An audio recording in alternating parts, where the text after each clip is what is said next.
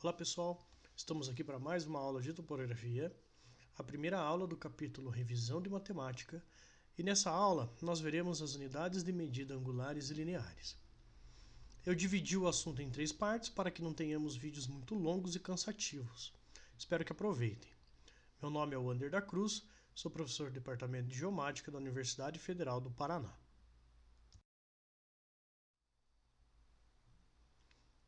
Bom, então na aula de hoje nós vamos tratar sobre as unidades de medida. São as unidades lineares, que estão relacionadas à medida de comprimento, bem como seus múltiplos e submúltiplos, e também a medida de área e volume. Depois disso, nós vamos ingressar nas medidas angulares. Na topografia, a unidade de medida linear utilizada aqui no Brasil é o metro. Ele teve sua origem em 1791 e foi definido como unidade padrão pela Academia de Ciências de Paris. A sua dimensão é representada pela divisão de um arco de meridiano da Terra, um arco que vai do Equador até o Polo, por 10 milhões.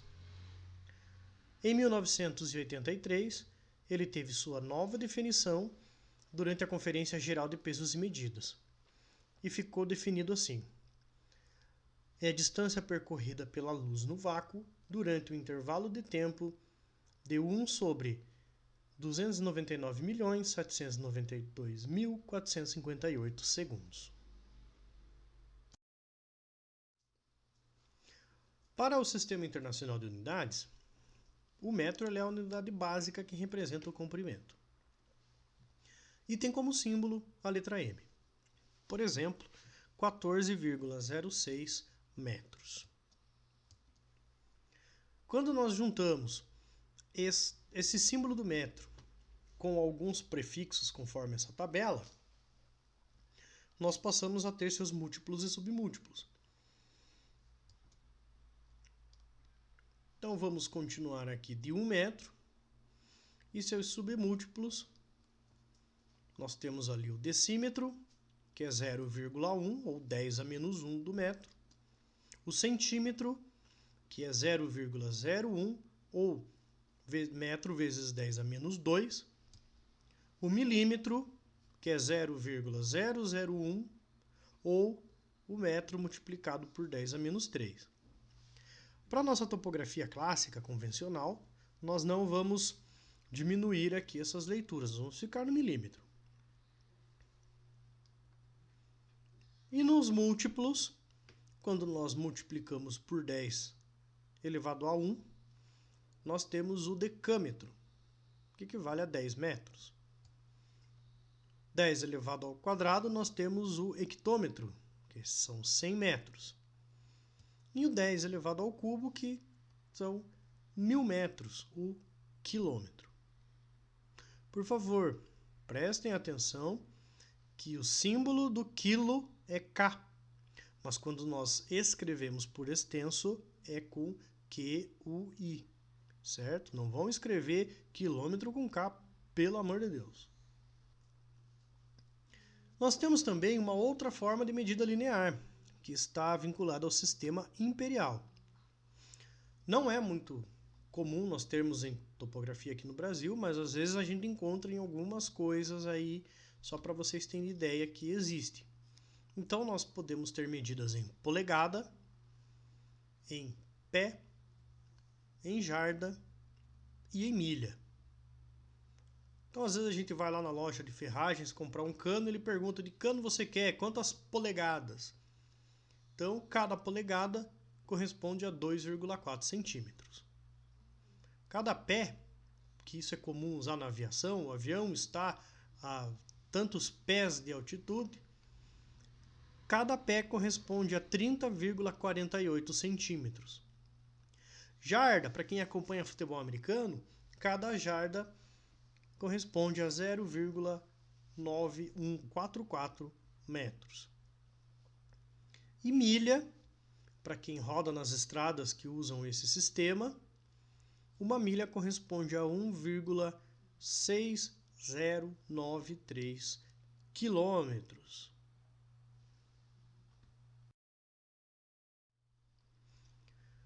E além da nossa unidade linear de comprimento, outras unidades que acabam saindo dessa unidade básica, que também são produtos da topografia, são as unidades de área e as unidades de volume. Unidade de área, quando nós vamos considerar aqui um terreno, por exemplo, aqui um terreno retangular, que ele possui um lado A, medido em metros, e um outro lado B, medido também em metros. Quando nós vamos calcular a área desse terreno, usando a fórmula de lado vezes lado, nós temos a multiplicação de uma medida em metro por outra medida também em metro. Nós vamos ter a nossa unidade de área, o metro quadrado. Quando nós queremos calcular volume, além desses dois lados conhecidos, lado A e lado B, por exemplo, nós vamos associar a medida da altura. Então, nós temos aqui o A vezes o B, tendo a área dessa figura, metro quadrado, vezes a altura C, uma nova unidade metro, nós passamos a ter o metro cúbico. Ah, mas quando eu vou trabalhar com metro cúbico em topografia? Ah, quando você quer monitorar a escavação, por exemplo, quanto de material eu estou escavando, ou quanto de material eu estou recebendo quando eu estou monitorando o trabalho de corte e aterro. Então, temos aí várias utilidades que são demonstradas em metro cúbico.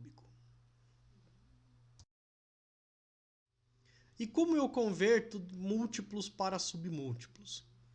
Ou você pode usar aquela tabela que eu mostrei ali atrás dos prefixos, com o 10 nas n potências, ou você pode usar esse esquema, que é um esquema muito mostrado ainda no segundo grau, que é bem visual, né? Que ele é bem gráfico. Então, percebam, quando nós estamos convertendo do quilômetro para o metro, por exemplo, se eu tenho 1 quilômetro, eu preencho com zeros as outras unidades até chegar no metro. Se eu tenho o metro, quero chegar no milímetro, eu preencho com zeros até chegar no milímetro. E o contrário aqui, se eu tenho 1 milímetro e quero representar em metro, eu vou preenchendo com zeros à esquerda até chegar no metro. Não esquece de colocar o zero também aqui no símbolo do metro, certo? Isso funciona da mesma forma para medida de área e medida de volume? Não, é um pouquinho diferente. Quando eu estou trabalhando com área, eu preciso colocar 2 zeros em cada uma das casas que eu deixei aqui, nesse meu modelo esquemático. Ou seja, 1 quilômetro é igual a 1.000 metros, mas 1 quilômetro quadrado não é igual a 1.000 metros quadrados. Então vamos olhar aqui, nós temos aqui 3 zeros, daria 1.000, e mais 3 zeros. Então, 1 quilômetro quadrado corresponde a 1 milhão de metros quadrados. E de forma análoga, né, igual, mas diferente, nós temos para a unidade de volume. Para cada múltiplo ou submúltiplo, nós vamos colocar 3 zeros. Então, 1 quilômetro corresponde a 1.000, milhão, bilhão, a 1 bilhão de metros cúbicos. E assim para todas as outras medidas que nós queremos fazer de múltiplos e submúltiplos.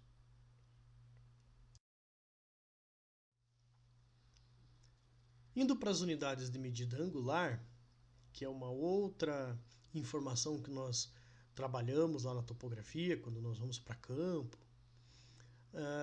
nós começamos aqui apresentando o radiano. O radiano ele é uma unidade suplementar do Sistema Internacional para ângulos planos. E ele é o ângulo central que subentende um arco de circunferência de comprimento igual ao raio da mesma. Então vocês podem observar isso aqui nessa imagem para ficar um pouco mais fácil de entender. Relacionando o radiano com o grau, nós temos que 2π radianos correspondem a 360 graus. O grado é uma unidade decimal. Nesse sistema, nós temos o círculo dividido em 400 partes e cada uma delas corresponde a um grado. Então vocês podem olhar nesse transferidor aqui, nessa imagem, que nós saímos do zero e aonde nós éramos habituados, onde nós somos habituados a ver 90 graus, nós temos 100 graus. Continuando, até chegar no 200 graus, que está aqui substituindo os 180 graus. Vamos continuando, onde nós vemos o 270, aqui nós temos 300. E até chegar ao final, que nós sabemos que em grau é 360, aqui, percebam, ele vem de 390 até chegar em 400. Só não foi colocado aqui na graduação.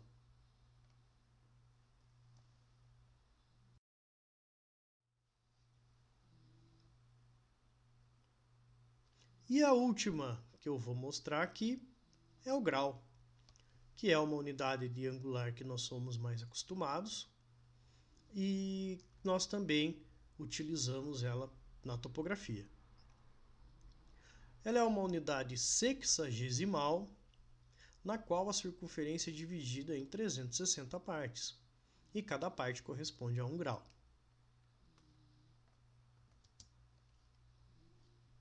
Então aqui eu tenho um transferidor de semicírculo, e agora sim, nós saímos do zero e chegamos no 90. Que beleza! Saímos do 90 e vamos até os 180. Se nós continuássemos aqui com a graduação, nós iríamos até 270 nesta região e aí terminaríamos a nossa volta com 360 graus. Quando nós trabalhamos com essa unidade sexagesimal, nós temos ela subdividido em minutos e segundos. Então, 1 grau contém 60 minutos e 1 minuto contém 60 segundos. Essa é uma informação que será importante para quando nós formos para a próxima parte dessa aula, para o próximo vídeo, onde nós vamos fazer as nossas somas e subtrações de ângulos.